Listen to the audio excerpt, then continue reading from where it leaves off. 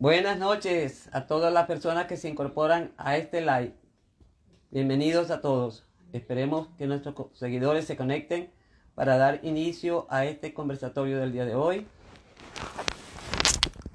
en el cual, buenas noches Maxuli, un placer en saludarte. Qué bueno que nos acompañas hoy aquí en este live. Muchas gracias. Muchísimas gracias a todos los que se incorporan a esta transmisión. Buenas noches, Maylenis. Un abrazo. Un gusto de saludarles a todos.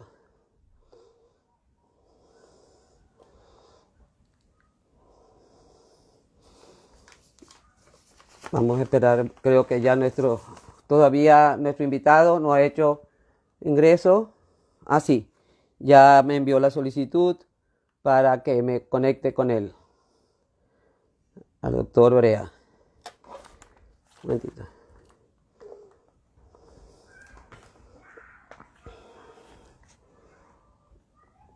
Envié la invitación al doctor Adolfo Brea para que se una a este en vivo. Buenas noches, doctor Brea, Adolfo Brea, bienvenido a este encuentro conmigo el día de hoy, 19 de octubre. Un placer y un honor tenerlo con nosotros. Buenas noches, es un placer poder hablar con ustedes hoy acerca de un tema tan interesante como es algunas controversias y algunos puntos, por decirlo, candentes de la ética médica en este siglo XXI. Bueno, gracias, Adolfo. Voy antes de dar inicio al live que habla sobre lo que Adolfo dijo de las controversias relacionadas con la ética médica en el siglo XXI y que no solo se han presentado en el siglo XXI, sino desde el siglo XX, pero que cada día cobran más importancia este tema. Antes de iniciar el live, le voy a solicitarle a todos ustedes que tengan a bien dejar sus comentarios y sus preguntas en el icono de la interrogación que está en la parte inferior de su cuenta, de tal manera que tanto el doctor Lorea como yo podamos ir dando respuestas oportunas a sus inquietudes. Gracias, Lorimar Lugo, por unirte con nosotros también. Antes de iniciar, voy a leer el currículum vitae del doctor Brea, quien es egresado de la Universidad del Zulia como médico cirujano en el año 2000 y luego hizo el posgrado de cirugía general en el año 2008 en la misma Universidad del Zulia, en la muy ilustre Universidad del Zulia. En el año 2016 decide emigrar a Chile, donde después de cubrir con todos los requisitos, exámenes para ejercer en todo el territorio chileno la loable labor de médico, pues lo logró. Y además es miembro titular de la Sociedad de Médicos de Chile, miembro titular del Colegio Americano de Cirujanos, miembro de la Sociedad Hispanoamericana de Cirujanos de Hernia y Pared Abdominal, profesor de neuroanatomía, se desempeñó como profesor de neuroanatomía en la Universidad del Zulia y como profesor de anatomía en la Universidad Mayor de la ciudad de Temuco, además de un posgrado que hizo en la Pontificia Universidad Católica de Chile sobre laparoscopia y de pared abdominal, hernia y pared abdominal. Bienvenido, doctor Brea. Gracias a todas las personas que se están uniendo. Hablar de la bioética, yo creo que es necesario antes de iniciar este tema decir que la ética es parte de la ética. Podríamos decir que la bioética es la ética aplicada a las ciencias de la vida. Y como todos saben, la ética habla de los valores que regulan o buscan regular la actuación de los seres humanos en sociedad. Así, doctor Brea, que me encantaría que, como son muchos los temas que tenemos que abordar, nos diese una visión general de lo que para usted es bioética y cómo ella se concreta de diversas formas en la práctica médica cotidiana, para luego ir abordando temas concretos y temas específicos al mismo. Bueno, ya como usted bien dijo, la bioética como especialidad de la filosofía y de la teología incluso, por considerarse, por ejemplo, una subespecialidad de un área de la teología que se llama teología moral, y de la filosofía también, se encarga del estudio de todas aquellas circunstancias y condiciones en las que, en mi caso como médico, la vida humana está como centro del fenómeno que ocurre en el acto médico. Ahora bien, la bioética siempre ha existido desde la antigüedad, ya por lo menos eh, en la época de los babilonios, el famoso código de Hammurabi expresaba las penalidades a las que un médico debía ser expuesto si había algún desenlace negativo en la práctica de su arte médico o quirúrgico.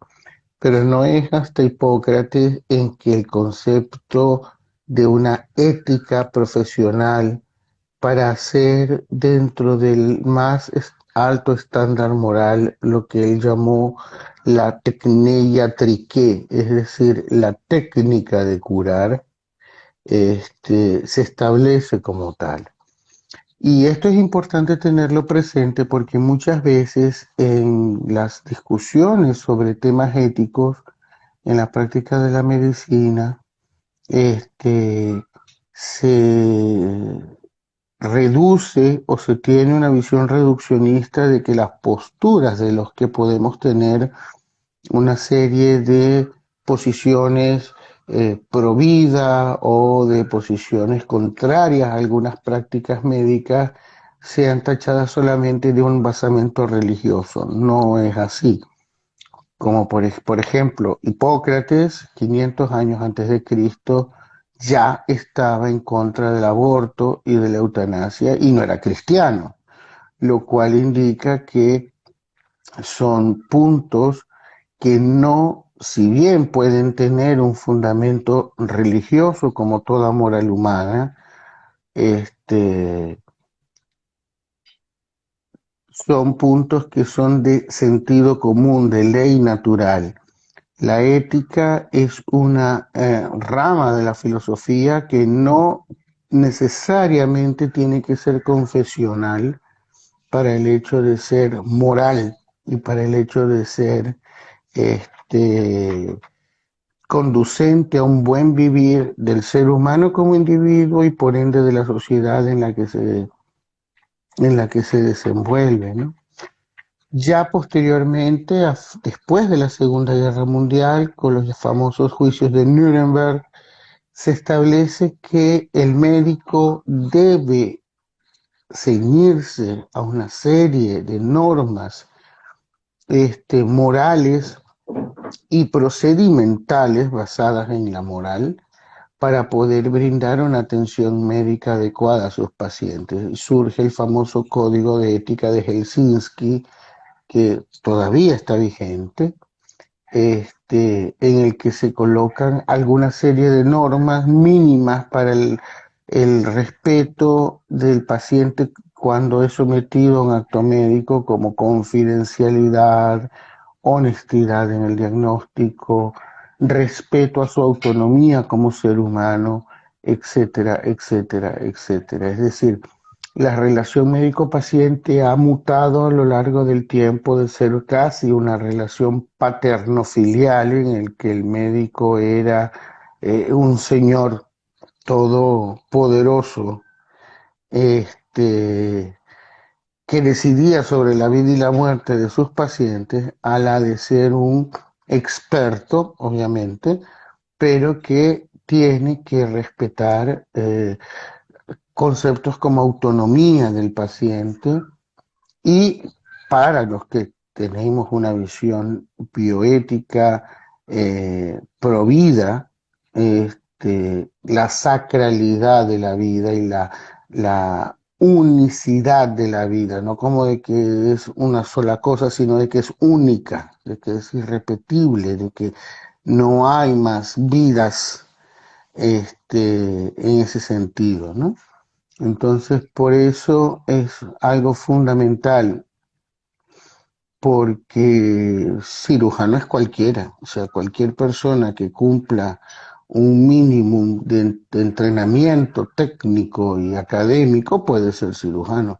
Ahora, ser un buen cirujano implica muchas cosas más que solamente saber cómo escoger una técnica quirúrgica o cómo desarrollarla, ¿no? En, ¿cuáles serían los dilemas éticos que se le presentan a un médico hoy en día, según Mm, tu experiencia? Mire, también depende de la especialidad que uno ejerza, ¿no? No es lo mismo en los dilemas éticos que se le ofrecen a un médico que trabaja en una unidad de cuidado intensivo, a un médico que hace cirugía, como es mi caso, cirugía abdominal y laparoscópica avanzada, o a un pediatra o a un psiquiatra, por ejemplo. Pero de forma, como se diría en latín, in genere, es decir, de forma global, yo pienso que todos los dilemas éticos se reducen a cuatro cosas. Uno, al respeto de la santidad de la vida, es decir, de que la vida por el hecho de ser ella misma vida es sagrada, es única, es irrepetible, no es un valor negociable. Dos, a darle al paciente el respeto que como ser humano se merece, sobre todo en una condición doliente. Tres, al tener la mayor honestidad intelectual de decirle al paciente, mire, si yo no estoy en capacidad de poder resolver un problema como usted tiene, vamos pues a buscar el concurso de otros colegas y de capaces que junto conmigo podamos resolverlo. Y tercero, y por último, perdón, a lograr que el paciente se sienta respetado como ser humano y no simplemente como una persona que tiene un cáncer, en mi caso, que es la cirugía digestiva, un cáncer de páncreas o cálculos en la vesícula o una hernia de periabdominal, etcétera, etcétera, etcétera, ¿no? Ok. Y en este Sabiendo, caso, ajá, sabiendo, sabiendo, sabiendo, perdón, sabiendo que esa vida humana comienza, y eso no es un argumento filosófico, eso no es un argumento teológico, desde el mismo momento de la concepción. O sea, desde el mismo momento en que el óvulo y el espermatozoide se unen, es un ser humano. A que es un ser humano que va a pasar por una serie de fases de desarrollo evolutivas hasta tener un bebé, es otra historia, pero es un ser humano. Es decir, Beethoven era tan Beethoven cuando estaba en el vientre de su madre como cuando compuso la novena sinfonía. Era el mismo Beethoven. Lo que pasa es que a lo largo del tiempo y de la vida fue cambiando y fue evolucionando, ¿no? Entonces, es eso, ¿no? Y es por eso que las personas que, sin ánimo de controversia, justifican algunas prácticas como el aborto, la eutanasia, etcétera, lo tienen muy fácil desde el punto de vista moral, porque para ellos un embrión no es un ser humano, es una célula, es un grupo de células, o para ellos un paciente terminal con un cáncer que está ya más allá de cualquier tipo de alcance terapéutico, o una persona con una demencia avanzada que ya prácticamente lo único que hace es comer y tomar agua y más nada, pues no son personas, porque lo primero que una persona necesita para no tener una cultura de la vida, como la llamaría Juan Pablo II, es cosificar al otro. Es decir, si para mí un embrión no es un ser humano, sino un grupo de células, me da lo mismo matar un embrión que matar una cucaracha, por ejemplo, ¿no? Y por eso es que fenómenos históricos tan aberrantes como el Holocausto, no solamente judío, sino como el Holocausto judío, el genocidio armenio, los 50 millones de muertos en la China de Mao, etcétera, ocurrieron.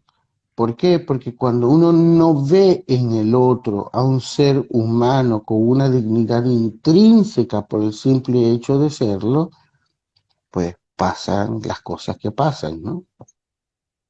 En esta tarde veía una conferencia sobre lo que había sucedido en, en lo que es todo de Varsovia, si no me equivoco, sobre una médico muy creyente judía que tuvo que hacer actos que ella jamás hubiese querido realizar.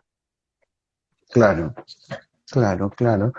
Usted se refiere seguramente al famoso caso que de hecho es un caso de estudio en la ética médica, el caso de la doctora Gisela Perl. La doctora Perl era una de las ginecobstetras más reputadas de Europa antes de la Segunda Guerra Mundial. Vivía en Hungría con su familia, que eran todos de fe judaica. Y bueno, pues nada, llegan a Auschwitz. Junto al llegar a Auschwitz muere toda su familia, su esposo, que también era médico, sus dos hijos, sus padres, sus abuelos, y solamente sobrevive ella.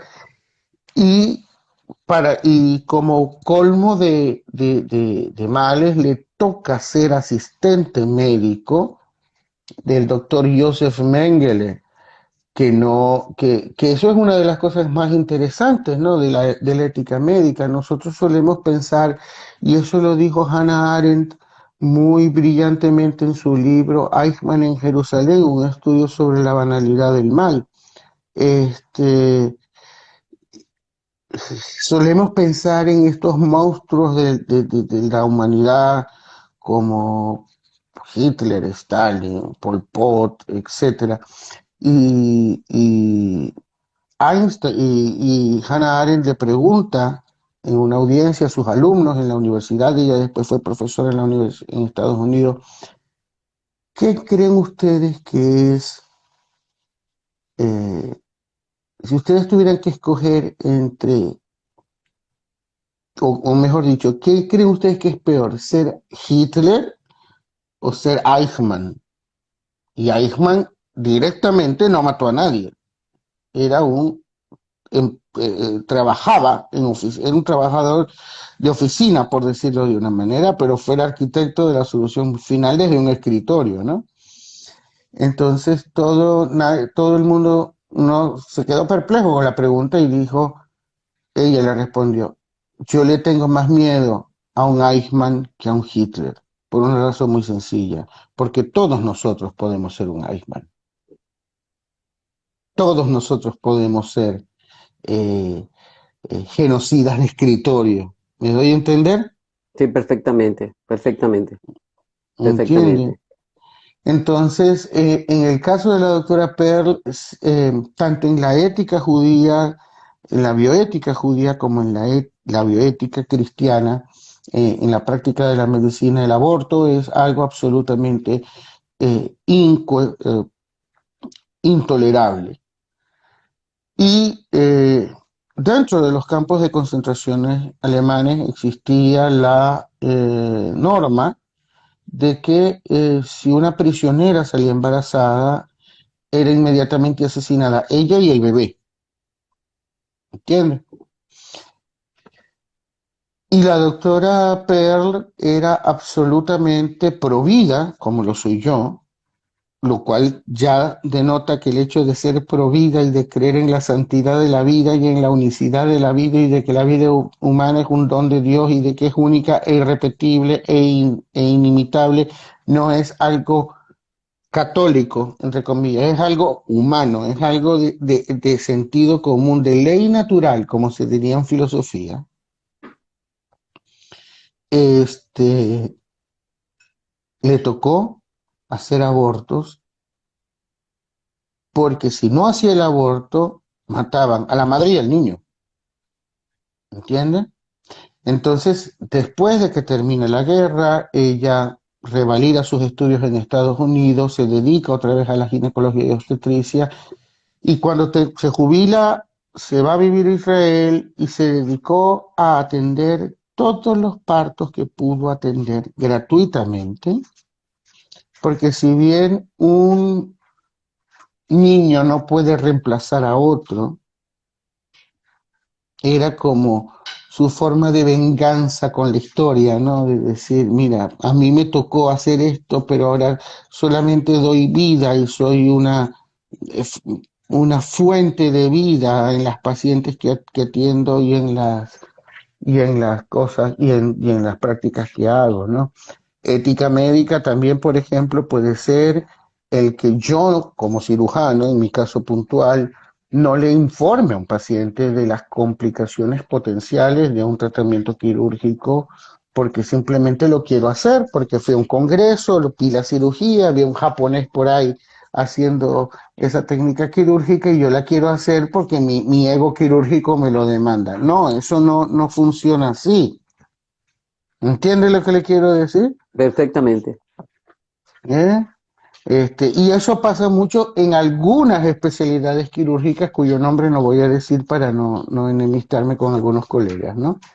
Este, van a un congreso, ven a un tipo que hizo una técnica laparoscópica X y al primero que pase enfrente de ellos sin atenderse a Dios y al diablo la hacen y eso tampoco es ético, eso es experimentación en humanos, o sea, me doy a entender lo que quiero decir, ¿no? Perfectamente, perfectamente, perfectamente.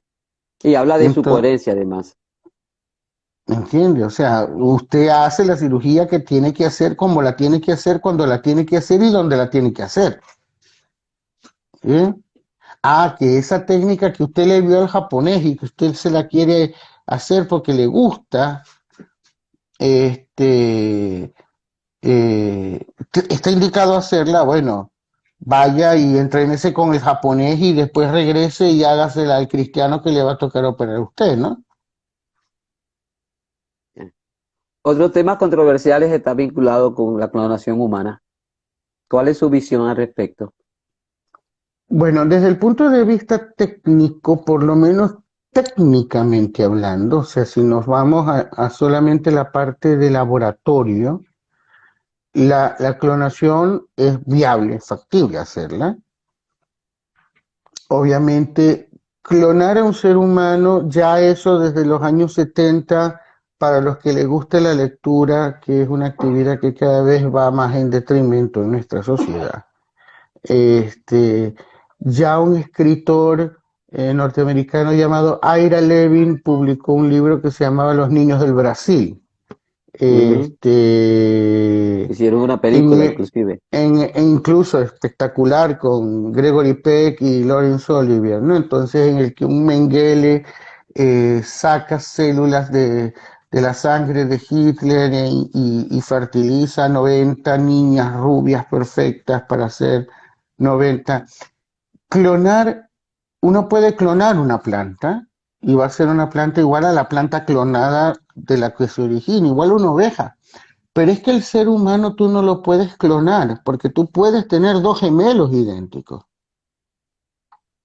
Tú los puedes tener, pero a lo mejor uno resulta que termina siendo creyente y el otro es ateo. A lo mejor uno es heterosexual y el otro es homosexual. A lo mejor uno es, qué sé yo, del Real Madrid y el otro es del Barça, o el otro es vegetariano y el otro le gusta comer carne. Entonces, clonar un ser humano, o sea, Simón Bolívar, que no era médico, ni era un hombre científico, este, ya lo dijo de una forma bastante clara, ¿no? Que el conocimiento sin probidad es un azote. ¿Eh? Dios. En- entonces, clonar seres humanos, mire, a mí me encantaría vivir en un mundo de Mozart y de Bach y donde no haya cantantes de reggaetón. O sea, a mí eso me fascinaría. Y en un mundo de Picassos y de Dalí, ¿no? Pero eso es lo que le quitaría la genialidad a Bach, o a Mozart, o a Picasso, o a Dalí. Porque entonces eh, sería algo tan común que ya que no, que no tendría sentido la vida, ¿no? Por aquí estás recibiendo algunos comentarios diciendo que eres de los míos, interesantísimo de parte de Maxuli, la doctora Maxuli González, que creo que fue tu profesora. En fin, Ella fue profesora mía en la Universidad de Zulia, sí, señor, sí. sí. Ok. Entonces, la gente cree que Leonardo fue genio y que no se Es que detuvo a fíjese, pensar cómo era la Santa Cena que fí- quería, que cuando vio la primera vez que la hizo, dijo, hay que hacerla de nuevo, porque eso no es lo que yo quiero. fíjese una cosa, clonar un ser humano, yo puedo clonar dos Adolfo Brea y tenerlos, o sea, hablando en términos estrictamente técnicos de laboratorio, ¿no? ¿Ok? De biología molecular. Yo creo que mi señora no soportaría eso. Si a veces con uno no me soporta, no me quiero imaginar con sería con dos, ¿no? Este, pero serían dos personas físicamente idénticas, pero dos personas que probablemente mentalmente serían distintas.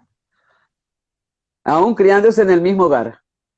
Aún criándose en el mismo hogar y en el mismo entorno. ¿Por qué? Porque el ser humano es único, el ser humano es, responde solamente a a todas los estímulos que tiene de su medio ambiente de una forma única. Ejemplo, a mí me fascina el frío, la nieve y la lluvia. Mi señora adora la playa, el sol y el calor.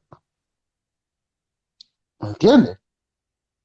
Entonces, las cosas son como son, pues. Y yo que soy gemela puedo dar fe de que a mi hermana y a mí, aunque no somos muy parecidas, nos gustan cosas muy distintas. Entonces, aún habiéndonos criado en el mismo hogar, de tal manera Claro. que, que, que, que creo que podrían ser posibles, mas no comportarse de igual manera en función de la experiencia que cada uno la viva y además como la sienta, que es diferente también, ¿no? Ahora, Claro. en la experiencia ay, estoy tentada a tutearte, pero voy a Por, tutearte. por mí no hay problema. En la experiencia que Adolfo Federico, en la primera, cuando llegó a Chile, trabajó en un hospital intercultural. Es decir, había un ala que era medicina tradicional, si me explico mal me equivoco, si me explico mal me corrige, por favor, y un ala de medicina mapuche, relacionada con la etnia que aquí originaria de esta zona. ¿Podrías comentarnos cómo fue ese proceso de poder conciliar esa situación con tu práctica médica aquí? No, es que no hubo ningún conflicto. ¿Por qué Ok. razón? Porque el 90% de los pacientes de mi hospital en ese momento, ya yo no trabajo en ese hospital, ya yo trabajo en un hospital al norte de Chile, Ujú, eh, que no es intercultural, es un hospital convencional, por decirlo de una manera. ujú, Este, no había ningún conflicto. ¿Por qué razón? Porque el 90% de los pacientes que consultaban en el hospital donde yo trabajaba era mapuche o descendientes de mapuche, ¿no? ujú, Y una cosa es tener raíces ancestrales indígenas Ujú. Como yo siempre lo digo, yo suelo ser medio Asperger en mis comentarios a veces, ¿no? Y yo digo, una cosa es tener raíces ancestrales indígenas o ser indígena y otra cosa es ser estúpido. Es decir, ¿qué significa eso? Ellos sabían muy bien a quién buscar para qué cosa. Es decir, si ellos tenían una apendicitis, me buscaban a mí, no iban a buscar a la machi. La machi es una especie de consejera espiritual, médico, no bruja en el sentido de la brujería, del encanto, del- de la, del, del conjuro o del embrujo, sino de una persona que tiene como la capacidad de conectar a un plano superior eh, existencial al que el común de los mortales no tenemos y comunicarse con otros seres y cosas así. Y si sabían que tenían una hernia, buscaban al cirujano. Y si sabían que tenían un infarto, buscaban al cardiólogo. O sea, tampoco la cosa era tan. Perdón, ¿para qué buscaban ellos a la machi? Sobre todo para trastornos psicosomáticos, por ejemplo, y yo me di cuenta de que eran muy buenas. O sea, ojalá alguno de los psiquiatras que yo he conocido en mi vida supiese resolver esos conflictos tan bien como lo hacían ellas, ¿no? Véalo tal vez como realismo mágico o gente que dentro de su cosmovisión le servía eso para resolver sus conflictos, cosas así, ¿no? Pero en mi hospital no se mezclaban en ambos sistemas médicos, simplemente estaban ahí y de hecho estábamos en edificios separados, o sea, y yo en los 4 años y medio que trabajé en ese hospital jamás fui al módulo de las machis, o sea, ni ellas fueron al mío, o sea, y no por ningún tipo de conflicto, sino porque cada quien trabajaba en su área, pues. Además, ellos le tenían mucho respeto a su área, porque no permitían que las personas tomaran fotografías. Yo me acuerdo que la primera vez que yo fui me dijeron prohibido tomar fotografías aquí, esto es un sitio Sí, sí, sagrado sí, sí, y no sí, pueden sí, tomarlo. sí, porque para ellos el Lahuen, que es el término en mapuche que ellos usan, el Lahuen, que es el lugar donde se hace el proceso de sanación Ujú. del paciente, es un lugar sagrado, es un lugar donde los dioses o las energías se mueven. Yo creo que eso es algo que sería bueno que los médicos occidentales aprendiéramos en nuestros hospitales, ¿no? Este, no en vano, en la Edad Media los primeros hospitales como concepto de hospital estaban en las catedrales, ¿no? Al lado de las catedrales góticas, ¿no? Este, eh, y por eso el hospital más famoso de Francia hasta mediados del siglo XIX se llamaba Hotel Dieu, el Hostal de Dios. O Los sea, religios. el Hotel Dieu. Y en ese Hotel Dieu fue uno de los lugares donde se fundó prácticamente la cirugía como especialidad, ¿no? Entonces, eh, como reminiscencia de esa, y aún hoy, en países germanoparlantes como Alemania, Suiza, Austria, a las enfermeras se les llama Schwester, hermana, como reminiscencia de las monjas que se encargaban de la atención de los enfermos en esos hospitales, ¿no? Ya. ¿Cómo va anda la bioética en relación a los trasplantes de vivo a vivo? Mire, esa es una de las áreas en las que más claramente no límites, ¿no? Porque la bioética no es como la madrastra de la ciencia médica que te pone, o como la madre castradora que te dice hasta aquí puedes llegar y no vas a ir más adelante, ¿no? O sea, hay normas muy claras, por ejemplo, si yo voy a hacer un trasplante de riñón, por ejemplo, que es el ejemplo clásico, de vivo a vivo, este una de las pautas fundamentales a la hora de hacer un trasplante. Yo no hago cirugía de trasplante, me encantaría, pero no lo hago, no he tenido la oportunidad de entrenarme en eso.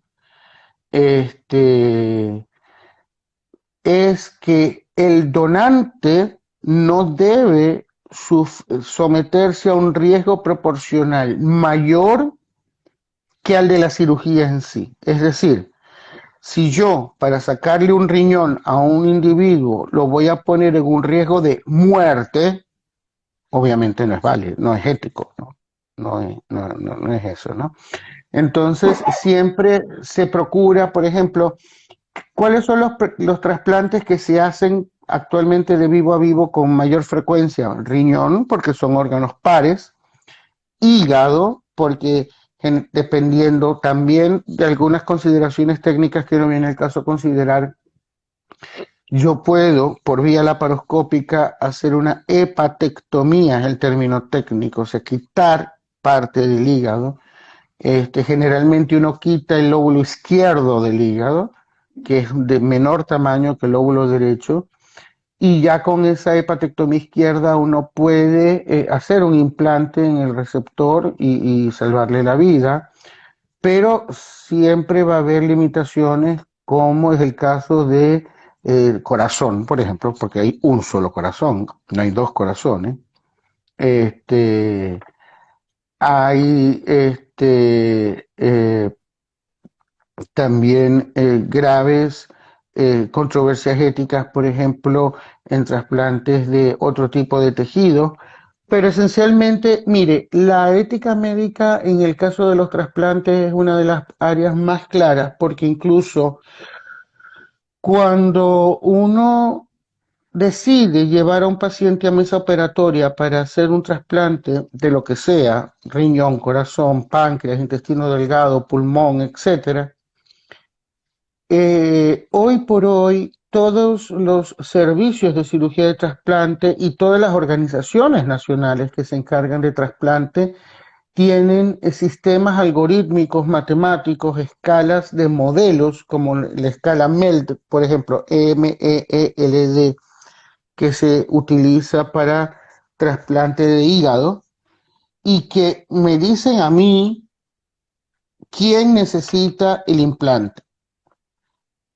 Y eso es lo bonito de la cirugía de trasplante. Si yo pudiese escoger un área de la cirugía en la cual subdesarrollarme, aquí en Chile no es posible porque no lo hay, pero no hay programas para entrenamiento en cirugía de trasplante. Si yo tuviese esa oportunidad, me encantaría. Primero porque es lo que está a la altura de mi ego, y segundo porque eh, le cambias la vida a la gente, literalmente, ¿no?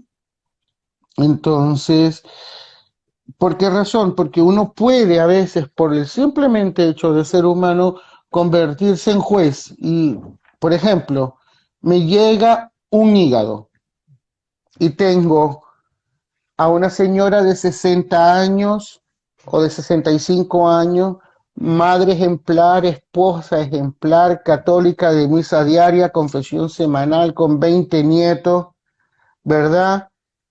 Y con una cirrosis biliar primaria, que es una enfermedad autoinmune del hígado, en la que el propio hígado hace un proceso de cirrosis por alteraciones del metabolismo de la bilirrubina. Y tengo por otro lado a un paciente alcohólico, cocainómano, adicto a la pasta base, y que ha estado preso porque robó para poder comprar la droga. Si uno, como ser humano que es infalible que es, dice, ¿a quién le doy el hígado? Obviamente se lo doy a la abuela de la Caperucita Roja. ¿Me entiendes lo que le quiero decir, no? Y que el otro se fuña por drogadicto, por alcohólico, por malandro, por lo que sea. Sí, Y eso no es ético. ¿Por qué? Porque a los ojos de la ética médica, las dos vidas valen lo mismo. Ah, que uno sea un desgraciado y la otra sea una santa de altar, bueno, eso es otra historia. Y es por eso para evitar esos dilemas éticos que las sociedades nacionales que hacen trasplante, los grupos profesionales que se dedican a eso, tienen modelos matemáticos, modelos algorítmicos absolutamente imparciales y que deciden a quién va el órgano. Punto. Y O sea, el nivel de error, vamos a decirlo. es mínimo, pero obviamente somos humanos, o sea, pero No, o sea, general, de esos algoritmos y de esos modelos matemáticos que tengan que puedan fallar, a eso me refiero.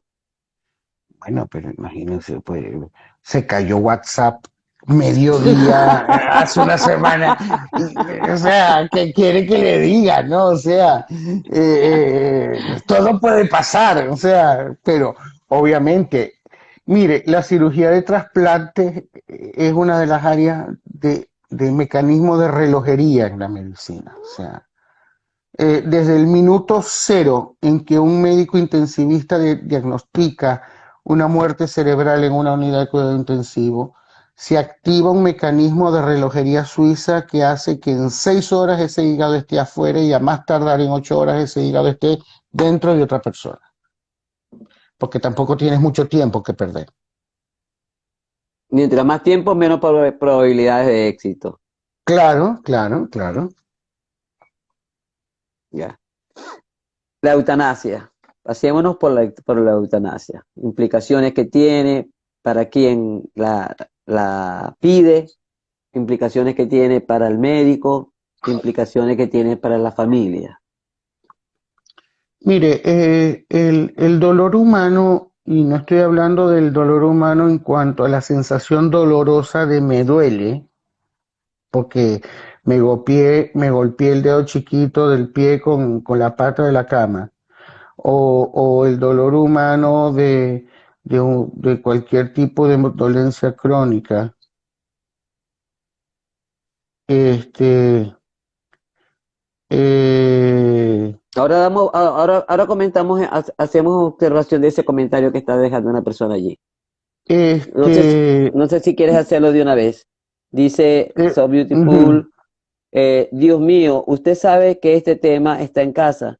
A mi hijo le saqué de la lista de trasplantes de hígado porque, dirá usted, porque mi hijo tiene enfermedad que le obliga a tomar quimioterapia cada mes. ya. Bueno, hay que ver, o sea, obviamente uno no puede más que empatizar con la persona que está diciendo eso, pero desgraciadamente,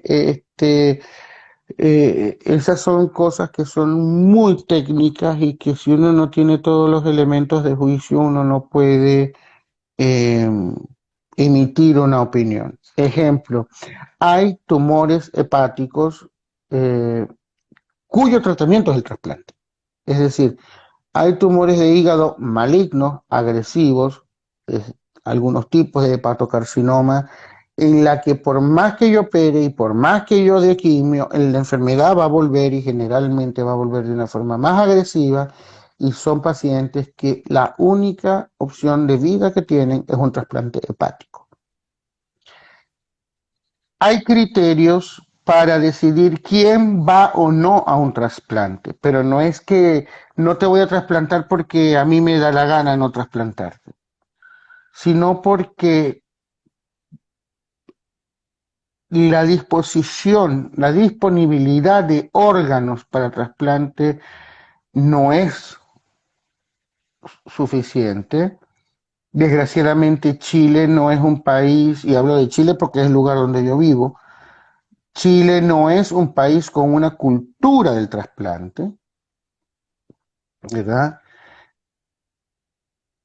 Y obviamente los pocos órganos que hay para trasplantar, si yo tengo un paciente con un problema oncológico activo, fíjese la palabra que estoy usando, y que está en quimioterapia, probablemente, y que necesite un trasplante, probablemente ese paciente no sea el mejor candidato para el trasplante. No solamente porque las posibilidades de éxito quirúrgico son pocas, sino porque simplemente él no va a poder resistir un trasplante. ¿entiendes? Entonces, entre dar un órgano a alguien que sé que no va a poder aprovecharlo y dar un órgano a alguien que sé que sí, obviamente la decisión es más que fácil, ¿no? aun cuando Este, sea dolorosa. ¿Y qué decisiones en la vida no son dolorosas? Muchísimas, muchísimas. Dígame usted. O sea, emigrar es doloroso, salir de la casa paterna es doloroso, ver que ya en un término más coloquial y más de broma, ver cómo el Real Madrid va perdiendo la liga para mí es doloroso. ¿Qué quiere que le diga? O sea, dolor hay en todo, ¿no? Por eso decimos que esto es un valle de lágrimas, como dice la oración de la Virgen, ¿no? De la salve. Eh, ajá. Entonces, pero de eso se trata la medicina, ¿no? De que sea menos valle de lágrimas de lo que ya de por sí es, ¿no? Ya, entonces continuemos con el punto de la eutanasia de la que estábamos hablando. Eh, Implicaciones para el enfermo, implicaciones para la familia, implicaciones para la medicina, para quien la trata, para el médico tratante. Mire, la eutanasia es un tema que se ha debatido en muchos países. Este, yo particularmente no estoy a favor de la eutanasia.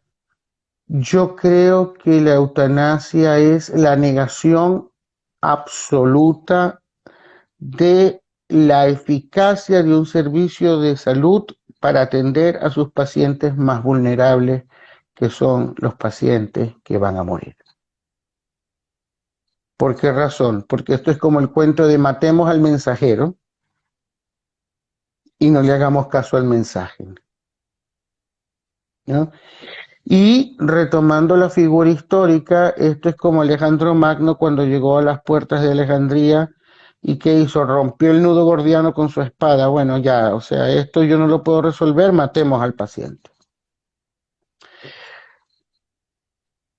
Un país, un hospital, un sistema de salud que tiene buenos cuidados paliativos, que entendiendo como cuidado paliativo que el paciente no tenga dolor, pueda comer, pueda nutrirse, y eso no va a afectar el curso de su enfermedad, este, es lo que deberíamos procurar en todo país civilizado. Porque fíjese usted que yo le voy a hacer un comentario políticamente muy incorrecto, ¿no? Ujú, Este, Cuando nosotros vemos películas como, por ejemplo, eh, y voy a hablar de películas antiguas, ¿no? ujú, Pelotón, Platoon, o Pelotón, que ujú. se ven todas las escenas de la gente, de los escuadrones de Estados Unidos asesinando gente a diestra y siniestra en Vietnam con el napalm, o cuando vemos películas sobre el bombardeo de Hiroshima y Nagasaki, y 250.000 muertos en menos de 5 minutos por el estallido de una bomba. Y se nos horroriza la mente, ¿verdad? Esas vidas son tan sagradas como la vida del paciente que tiene un cáncer que se va a morir. ¿Entiende? Entonces, el hecho de la eutanasia, el concepto de dolor intolerable, el concepto de dolor insufrible, hoy por hoy la anestesiología ha avanzado tanto que con técnicas guiadas por imágenes yo puedo quitar el dolor. Como, por ejemplo, si yo tengo un cáncer de páncreas, yo puedo hacer este, bloqueos en los nervios del abdomen que llevan esa sensación dolorosa del páncreas y hacer que la persona no tenga dolor. Si yo tengo un paciente que tiene un cáncer de esófago, puedo colocarle una prótesis esofágica guiada por endoscopia y el paciente va a poder comer. Si yo tengo pacientes con problemas de dolor insoportable por metástasis a hueso o metástasis a pulmón o metástasis a otros órganos, puedo y tengo los medios para tratar esos síntomas.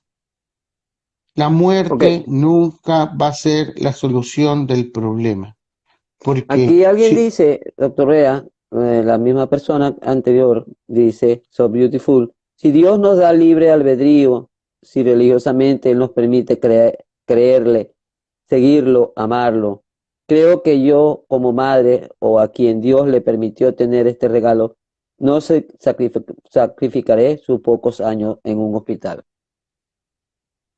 mire, a veces, y perdonen por lo que voy a decir, ahí a quien habría que preguntarles al paciente y no a la madre. Pregúnteme, perdóneme que sea tan directo y a lo mejor tan descarnado, ¿no? ¿Por qué razón? Porque si todo el mundo pensara que la eutanasia es buena, nadie se hiciera trasplante, pues. O sea, si a mí me diagnostican una insuficiencia cardíaca o una insuficiencia renal que me va a tener en diálisis 6, 7, 8, 10 años esperando un riñón, nada, me pego un tiro. Dice que el paciente es un niño. Entonces, con más razón tiene que respetar eso. Con más razón tiene que respetar eso. ¿Por qué razón?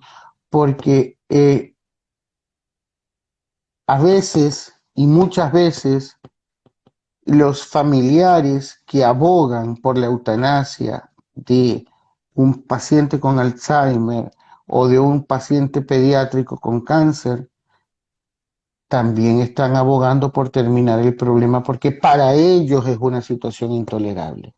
Y ahí es donde la psicoterapia de ese grupo familiar es fundamental y es parte del tratamiento también. Para poder acompañar equilibradamente ese proceso, porque a veces Claro, decimos, claro. ay Dios mío, menos mal que se fue, ya dejó de sufrir, pero también dejamos de sufrir nosotros y entonces Mire, este es volvemos a lo mismo. Hipócrates, cuando redactó el juramento para sus alumnos de medicina, él escribió, no administraré a ningún paciente, así me lo pida, ninguna sustancia que produzca o acelere su muerte. Y estamos y está hablando vigente años todavía ese juramento hipocrático, porque cada vez que total, haya, que los médicos se total, gradúan, levantan su mano y lo totalmente, juran. totalmente. Así como también ese mismo juramento hipocrático dice que no introduciré a ninguna mujer ningún aparato en la vagina para impedir la concepción o el desarrollo de un niño. O sea, estamos hablando de que el concepto de santidad de la vida y de sacralidad de la vida no es un concepto confesionalmente religioso. Yo puedo ser confesionalmente religioso, pero no es un concepto de que hay que creer en Dios o en Alá o en Mahoma o en Krishna o en nada. Es un concepto de sentido común. ¿Por qué razón? Porque cuando abrimos la puertecita de decir,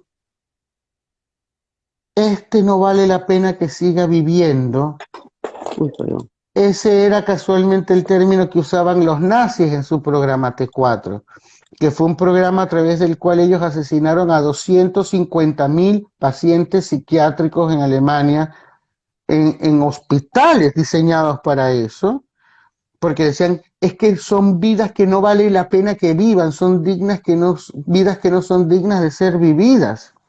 Y para mí, un médico que hace eso no tiene nada que envidiarle a Joseph Mengele en la rampa de Auschwitz diciendo quién va a la derecha y quién va a la izquierda, quién va a la cámara de gas o quién va al trabajo forzado.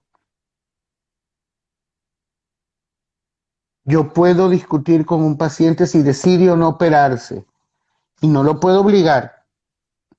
Yo puedo discutir con un paciente que él me diga, oiga doctor, es que sabe qué, es que a mí este medicamento me da una gastritis terrible, ¿no habrá otro? Sí, bueno, vamos a ver cómo hacemos, ¿no? Pero yo no voy a discutir con un paciente el que me diga, doctor, tengo cáncer de páncreas con metástasis a hígado y a pulmón, máteme. No, yo no.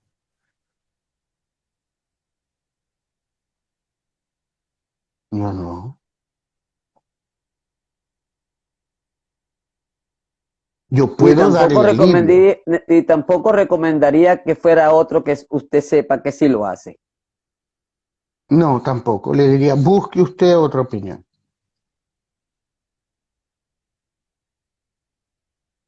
Por aquí tenemos un comentario que dice, si vivir sano es duro socioculturalmente, con toda la fe y el amor a Dios, ¿quién puede decir que es mejor y menos pecado dejarlo sufrir haciendo esta clase de experimentos?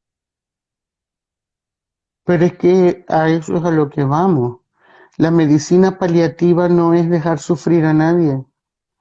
La medicina paliativa es dar la mejor calidad de vida posible a un paciente que tiene una expectativa de vida reducida, sin dolor, sin hambre, sin sed, con las necesidades más básicas cubiertas, pero no empujándolo, no tirándolo a la muerte como hacían los espartanos que lanzaban a los bebés desde el monte Taigueto. No, Ni aún en eso el peor no. de los países donde hubiese la mayor pobreza. Y es que la vida vale menos porque yo vivo en un país del primer mundo y en un país del tercer mundo, o del cuarto mundo, o del quinto mundo. O sea, lo pregunto en función de las Hay, decisiones que hay, tuvieron que hay, hay, tomar algunas personas allá mire, en los campos de concentración. hay elementos, sí, pero esas son circunstancias que gracias a Dios no vuelven a ocurrir. Ojalá. Y acuérdese una cosa que es básica y es un principio básico del derecho civil inglés y norteamericano, que es la costumbre es lo que se hace ley. Por eso se llama derecho consuetudinario. Consuetudine en latín es costumbre. La costumbre es lo que se hace ley. ¿Entiende? Entonces, hay gente que piensa, por ejemplo, en el caso del aborto, yo tuve una violación, quedé embarazada, voy a abortar. Ok. El que aborte va a devolverle el que no fue violada. El que aborte va a hacer que el que la violó se muera. El que aborte va a hacer que su psiquis quede restaurada como que si no hubiese pasado nada. No, va a seguir igual y va a haber asesinado a un inocente que no tiene la culpa de eso. Mire, el concepto que usan algunos grupos feministas de que mi cuerpo es mío y yo decido qué hago con mi cuerpo es una falacia científica tan grande que yo se lo voy a explicar con un argumento muy sencillo. Un bebé tiene la mitad de sus cromosomas son de su padre y la otra mitad son de su madre. El embarazo es uno de los fenómenos inmunológicos más interesantes que hay en la medicina. ¿Por qué? Porque un embarazo es un trasplante.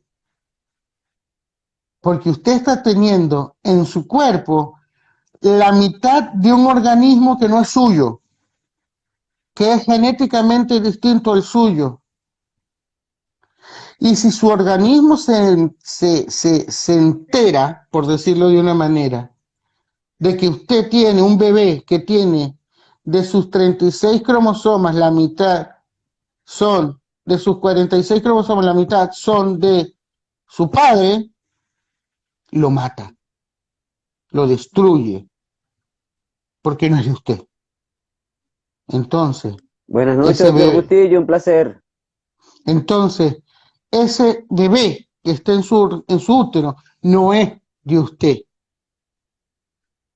es parte de usted, pero no es de usted. porque genéticamente, inmunológicamente, es diferente a usted. Y en este caso, no se puede hacer como Salomón, partir por la mitad a ese feto para que le dé la mitad al padre y la otra mitad ella decida qué va a hacer con él.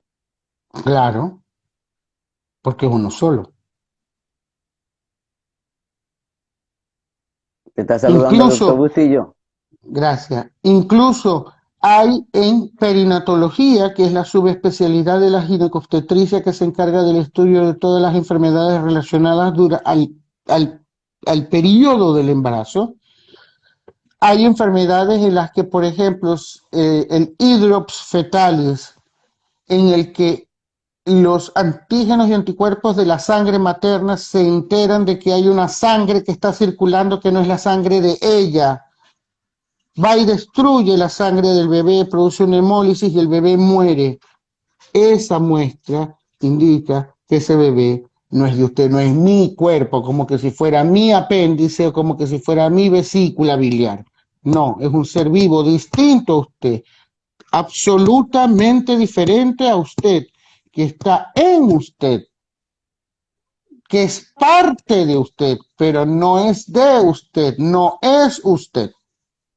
Veo cómo el concepto semántico cambia, ¿no?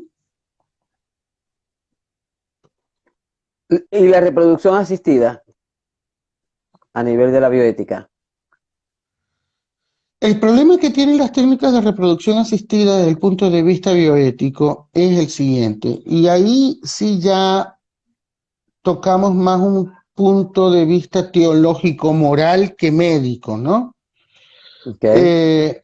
Eh, pero ciñéndonos estrictamente a la parte técnica del procedimiento, ¿verdad? Eh, para que una fertilización asistida tenga éxito, y a lo mejor estoy cometiendo un exabrupto porque no es una de mis áreas de experticia, yo no soy ginecólogo, Uh-huh. pero lo que indica la literatura es que se hace la fertilización de varios óvulos con varios espermatozoides y se hace la implanta, implantación de esos óvulos fecundados, que ya partiendo de un principio de que somos seres humanos, desde el mismo momento de la concepción son personas, ¿no? Entonces, muchos de esos óvulos y embriones terminan siendo abortados espontáneamente, generalmente, obviamente. Uh-huh. Este, en algunos casos ocurren embarazos múltiples asociados a ese tipo.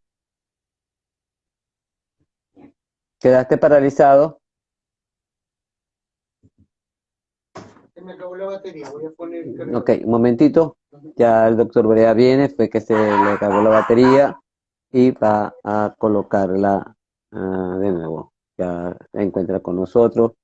Gracias a su Beautiful por las preguntas que ha formulado. Se le recuerda a todos ustedes que a los que están ingresando que pueden dejar sus comentarios y hacer sus opiniones, dejar sus opiniones por la el icono de la interrogación. Ya el doctor Brea está eh, arreglando, colocando la batería del teléfono para poder comunicarse nuevamente con nosotros por cuanto quedó sin batería. Así que leo el comentario de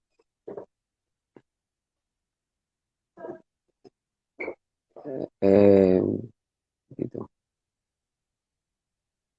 saludos a Yanice Guerrera por estar con nosotros, al doctor Carlos Bustillo, a Andrés Lambert, a Masi Marchand, a Mili Tankate, a Diamante Venezolano Oficial, bueno, So Beautiful ha estado bastante activa en cuanto a las preguntas que nos ha formulado, con las opiniones que nos ha dado. Gracias a Guti, a el David EP, a David Gosper, ¿será?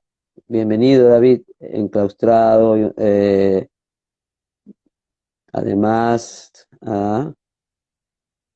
Gerardo Villalobos, que también ha estado presente, a Luciano Silva, a José 64, a Josh Kors, a Tibil Longus, a Rita Sebek, a la doctora Bea Mogollón, a Juan Briceño, a Benicia Penín, a Jesús, gracias sobrino por estar presente, a Internista al Día, también gracias, al doctor Adrúbal Alfonso, también presente, a Gunther Bosic, al doctor Juan Briceño, a Rosa Mar 19, a Soy Mayerlin León, a Mailenis, a Esther Rubio, gracias a todas, fieles seguidores, bueno, a Maxuli, gracias, gracias, gracias, a DF, a De Fodor, a Maileni, a Aide Andrade, a Soy Gastropino, a Ricardo Soft, a Fotoblog, a Isara Ramírez Jiménez, a Gabriela Flores, a Elsa Onco, a Carlos Arritmia, a Charlie, a Bexi, a todos. Ya el doctor Brea va a entrar a la cuenta nuevamente, esperando que me llegue la solicitud de- de- para, para darle de nuevo el pase. Hemos hablado sobre las controversias en la bioética médica y hemos estado planteando varios casos, entre ellos el caso de la eutanasia. Allá ya el doctor Brea está de nuevo aquí y disculpen los imprevistos. Sucede en Instagram, sucede en las mejores familias. Bueno, aquí estamos, doctor Brea, de nuevo con ustedes. Aquí dice, ¿cómo ser humano, cómo pedirle aguante morfina con Sofran si de todos modos la morfina le lastimará su pulmón? Perdón, no entendí la pregunta, discúlpeme. No, es un comentario como madre, ¿cómo vivir sin culparme? Y dice, ¿cómo ser humano, cómo podría pedirle que aguante morfina con Sofran si de todos modos la morfina lastimará su pulmón? Es el caso del niño, de la mamá que tiene el niño con problemas de esa cáncer y que... Mire, desgraciadamente la medicina no es una ciencia exacta como puede ser la física o la química o las matemáticas. Es decir, eh, sonará paradójico lo que voy a decir, pero los médicos aprendemos con nuestros pacientes. Nosotros aprendemos a responder esas interrogantes a las que a veces no tenemos respuesta durante la misma práctica médica. Pero como le digo a la señora que no conozco, la muerte nunca es la respuesta. Es decir, el acabar con la vida de un ser humano nunca es la solución adecuada para un problema médico que indefectiblemente va a llevar a la muerte. Le voy a poner un ejemplo. Stephen Hawking tuvo diagnóstico de esclerosis lateral amiotrófica, que es una enfermedad mortal. En promedio, las personas con esa condición médica viven 2 años máximo. Él pudo haber pedido eutanasia justo al momento de tener su diagnóstico, al no tener certeza de que íbamos a vivir. ¿Cómo sería hoy el mundo de la física si se nos hubiese privado de un Stephen Hawking? Al punto que el premio Nobel de Física del año pasado fue por los trabajos de Stephen Hawking, que si hubiese estado vivo, se lo hubiesen dado a él también. Entonces, la, la vida es un valor no negociable. Y nuestra función como médicos es preservar la vida desde el momento mismo de la concepción hasta el de la muerte natural, bajo las circunstancias que sean, empleando los tratamientos que haya necesidad de emplear para que el paciente no tenga dolor. Había un cirujano francés que yo admiro mucho, el doctor René Lerich, que es considerado uno de los padres de la moderna cirugía vascular, que él decía, los cirujanos podemos curar a veces, aliviar generalmente, pero consolar siempre. Entonces, esa es la función. Para mí, como médico, es más fácil decirle, oye, ¿sabe qué? Su hijo tiene una enfermedad terminal, vamos a proceder a la eutanasia y se acabó el problema. No, el problema no se acabó porque va a venir otro paciente con esa misma enfermedad, porque él no va a ser el único caso con esa enfermedad. Y porque una medicina que no es humana, que no respeta la santidad de la vida humana, que no entiende el valor intrínseco de un ser humano por el simple hecho de ser humano, no vale la pena ser ejercida. Las circunstancias de dolor intolerable, de angustia existencial, que pueden ser insuperables para algunos pacientes, pueden ser tratadas con cuidados paliativos de calidad, con redes de apoyo de calidad, pero eso implica no solamente una inversión de recursos económicos en salud, sino también una inversión de valores a la hora de atender a un paciente. No sé si me doy a entender. ¿Cree usted en los milagros? Yo creo que hay circunstancias en las que la ciencia médica no tiene respuesta y yo como persona que soy creyente sí creo que Dios puede, porque ¿qué es un milagro? Tenemos que partir de la definición de un milagro. Un milagro es un evento sobrenatural que viola las leyes de la naturaleza.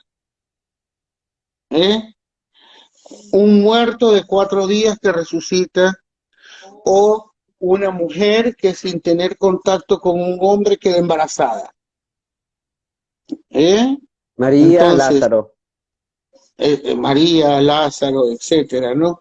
Ahora, yo creo que Dios hace milagros mucho más sutiles en los hospitales todos los días, menos tipo 10 mandamientos con la película y el mar rojo separándose y tal, y Charlton Heston con las 2 tablas de la ley, ¿no? En la mano, ¿no? Este, eh, milagros ocurren todos los días en los hospitales. Una cirugía de trasplante que funciona es un milagro. Una cirugía ortopédica correctiva para una malformación, para que un niño pueda volver a jugar, algo tan simple como jugar fútbol, es un milagro. Einstein decía que uno puede ver la vida solamente desde 2 puntos de vista: creer que todo es un milagro, creer que nada es un milagro. ¿Eh? Entonces, milagros de altar, como para canonizar que alguien pueda ser elevado a la gloria de los altares, sí, yo creo que pueden ocurrir. Yo no baso mi práctica médica en milagros, yo lo baso en estadística y en datos objetivos, ¿no? Porque jamás se me ocurriría decirle a un paciente, bueno, mire, usted tiene un cáncer de colon con metástasis a hígado, hágale una novena a Santa Rita para que se le quite el cáncer, ¿no? No, no. uno utiliza los medios ordinarios de la ciencia médica para resolver los problemas, pero como le digo yo a veces a mis pacientes, incluso pacientes que desesperados por su situación médica no tienen respuesta, yo les digo, ¿quién soy yo para ponerle esposas a las manos de la misericordia de Dios? O sea, este, que no es el punto, ¿no? O sea, porque aquí yo no estoy hablando de mi creencia personal, estoy hablando de temas de ética médica, ¿no? Entonces, eso es lo interesante aquí, ¿no? Ya. Bueno, les recuerdo si tienen alguna pregunta, pueden hacerlas en el icono de la interrogación. Recomendaciones a las personas familiares que tienen casos complejos y que los llevan a pensar que hay una salida, el descanso rápido de quien sufre. Mire, en medicina está más que documentado lo que se llama el síndrome del cuidador. Ajá. El síndrome del cuidador se ve sobre todo en pacientes, en personas que atienden personas con enfermedades crónicas debilitantes y degenerativas que indefectiblemente en algún momento van a terminar con el fallecimiento del paciente. Ujú. Demencia, procesos oncológicos agresivos como ciertos tumores del sistema nervioso, leucemias, linfomas, etcétera. Yo creo que en estos casos tienen que haber redes de apoyo. Y redes de apoyo no es solamente la enfermera que me cuida a mi familiar mientras yo voy al trabajo porque no tengo quien me lo cuide, sino, eh, mire, nuestro sistema de salud a nivel global, pero voy a hablar de Chile específicamente, y es una realidad que también ocurre en Venezuela. Nuestro sistema de salud está diseñado para curar gente, entre comillas, ¿verdad? El que va con una apendicitis va al hospital y se opera y se cura, o el que va con una fractura va al hospital y se cura. Pero nos hemos olvidado de nuestros pacientes que no se van a curar y que van a morir. Yo creo que deberían existir instituciones como las hay en España, por ejemplo, la Orden Hospitalaria de los Hermanos de San Juan de Dios tiene hospitales en España para personas con condiciones médicas que están fuera de todo alcance terapéutico, en el que están cómodas, atendidas, respetadas, alimentadas, sin dolor y esperando pues que Dios, la vida, el cosmos, el karma, lo que usted quiera ponerle de apellido, haga que esa enfermedad termine. ¿Entiende? Pero cuando uno se plantea este tema sobre el asesinato, y perdone que utilice este término porque para mí la eutanasia y el aborto no son más que eufemismos o palabras eufemísticas para tapar una palabra que es un asesinato. No puedo evitar de acordarme de ese versículo del libro del Génesis en la que Dios le pregunta a Caín, ¿dónde está Abel, tu hermano? Y Caín respondió, ¿y quién soy? ¿Qué sé? Yo no sé. ¿Soy yo acaso el guardián de mi hermano? Cuando eres médico, eres el guardián de tu hermano. O sea, ahí no hay otra respuesta. Cuando eres médico no puedes responder como Caín, ¿soy yo acaso el guardián de mi hermano? No, no. Por el hecho de ser médico lo eres, ¿no? Y si no eres consciente de eso, mejor dedícate a otra cosa.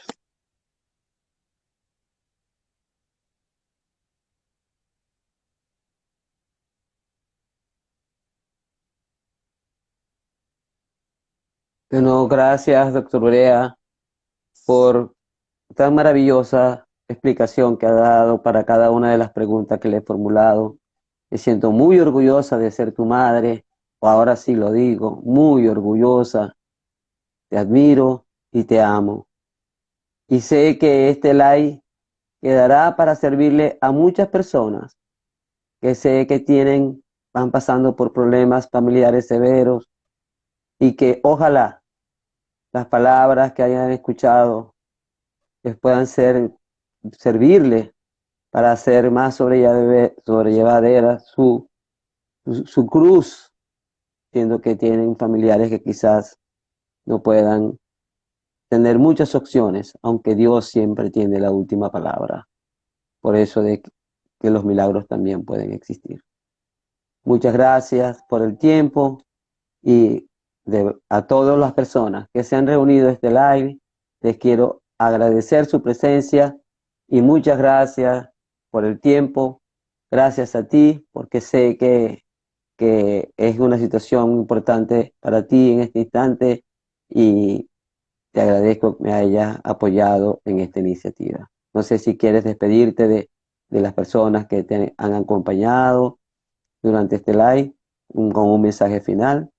Y Bueno, yo espero que las personas que hayan estado aguantando esta perorata durante este tiempo de un tema que puede ser bastante esotérico para algunos, en el sentido de que la bioética no es solamente algo técnico desde el punto de vista médico, sino también incluye filosofía, teología, etcétera, ¿no?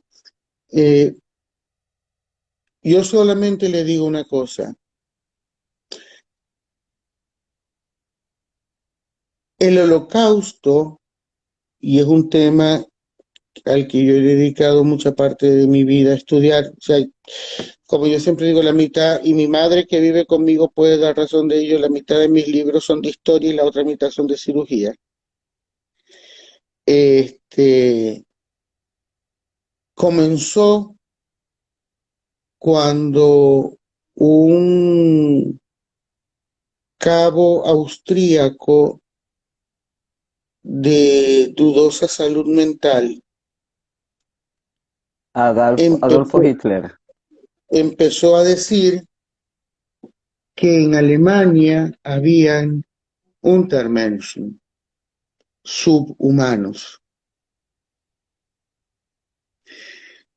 Cuando yo digo que un embrión no es humano, cuando yo digo que un paciente con una demencia avanzada que ya ni siquiera se acuerda de tomar agua, no es humano. Cuando yo digo que un niño con una malformación congénita que puede ser compleja, no es humano. Cuando yo digo que un paciente con una enfermedad degenerativa del sistema nervioso llega un momento que deja de ser humano. Yo le digo a la persona que piensa así, le está haciendo el juego al caballero del bigotico. ¿Oye? Así que Entonces, consagremos la vida, porque la vida es para consagrarla y para buscar remediar todos los dolores que, como dijo Adolfo, ¿cuál decisión en la vida no es dolorosa? La gran mayoría de las decisiones que tomamos conllevan dolor, pero no por ello debemos detenernos, sino todo lo contrario, enfrentarlas acompañada, como bien lo y dijo un tema, también y un tema que no se discutió y con esto sería bueno ya ponerle un ok, punto final a ok, esto, es el del ensañamiento terapéutico, ¿no? ok, Que, que es la otra cara de la moneda de la eutanasia, ¿no? ujú, Ejemplo clásico. Llega una señora de 80 años a una sala de urgencias con un infarto masivo, un infarto coronario, no estoy hablando, ¿no? postrada, que no es candidata a ningún tipo de tratamiento quirúrgico o hemodinámico, y va a una unidad de cuidado intensivo y se entuba, y está, y está, y está, y la familia te dice, doctor, no la deje ir, doctor, no deje que muera, doctor, no deje que está no sé qué. Mire, mi maestro quirúrgico, que ya no está acá, y que no hay día que no lo recuerde cuando yo empuño el bisturí, que es que era el doctor Ulises Marcano,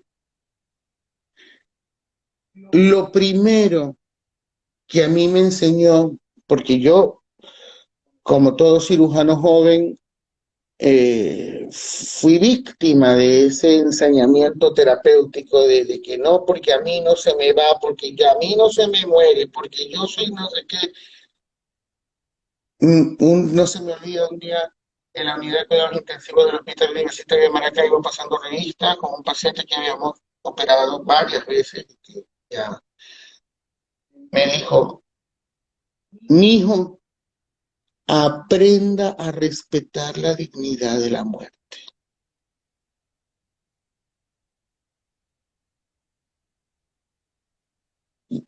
Aprenda que el bisturí a veces hay que guardarlo. Entonces, eso tampoco es ético, el estar y dar y dar y dar. Hay que saber cuándo retirarse, lo cual no significa un nihilismo terapéutico, lo cual no significa, no, ya no voy a hacer nada que el paciente muera, ¿no? Pero sí saber de que ya sin esfuerzos terapéuticos no están brindando ningún tipo de eh, solución real, y que por el contrario lo que están es alargando una agonía que es distinto a una eutanasia, ¿eh? Y esto es esto es, cuando yo digo eutanasia, es que yo le voy a inyectar a un paciente algo para que haga un paro cardíaco y se muera. Prolongar una agonía es simplemente no seguir administrando tratamientos médicos que ni van a mejorar al paciente, ni van a afectar el curso de la enfermedad, y por el contrario, ahí sí va a tener una vida miserable. No sé si O sea, explico el pero concepto relacionándole con el adecuadamente. proceso, la está relacionando con el proceso quirúrgico, en el acto quirúrgico. Por ejemplo. Ok. No como cuidados paliativos, no, es otra No, cosa. para nada, no, Ok. no como cuidado Por eso quiero paliativo. Por aclararlo. ejemplo, ahora, en ese ejemplo del cuidado paliativo, tengo un paciente que tiene eh, un cáncer, por poner un ejemplo, de hígado con metástasis a pulmón, o de mama con metástasis a pulmón, a cerebro, a hueso, y que por el curso de su enfermedad hace una insuficiencia renal que amerite tratamiento dialítico. No tiene sentido llevarlo a diálisis, porque ni la diálisis le va a quitar las metástasis. ¿Me entiende lo que le quiero decir? Ni tanta quimioterapia les va a quitar la metástasis tampoco, a ese nivel ya. Exactamente. Pero yo sí puedo darle medicación para el dolor, asegurar que esté hidratado, asegurar que esté nutrido, y que cuando tenga que marcharse, pues se marche con la mayor comodidad posible y paz posible.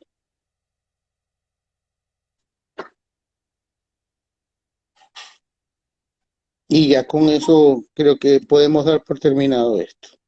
Bueno, muchas gracias, doctor Brea, gracias a todos, feliz noche, Dios los bendiga, los ampare y los guarde y recuerden, consagremos la vida, que la vida es para vivirla, aun cuando a momentos se torne un valle de lágrimas. Gracias, Adolfo, te amo, gracias por tu tiempo. Hasta luego. Gracias a todos.